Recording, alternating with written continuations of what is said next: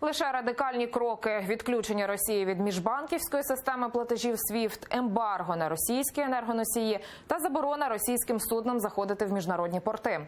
Це заходи, які можуть зупинити Росію в її агресивних діях, вважає голова Меджлісу Рефат Чубаров. І меседж спецпредставника США з питань України Курта Волкера про можливе відімкнення Росії від SWIFT свідчить, що Сполучені Штати бачать загрозу з боку РФ.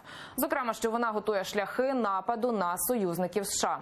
Такі заяви, на думку Рефата Чубарова, свідчать, що це позиція очільника Білого дому Дональда Трампа.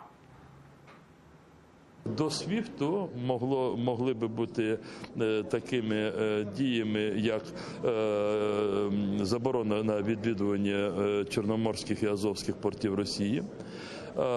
Друге – це ембарго на енергоносії з Росії. І третє – це SWIFT. Я вважаю, ці три міри, які залишилися у світового співтовариства, аби зупинити російську агресію і особливо, щоб зупинити самого Путіна, бо Путін веде світ і Росію до війни.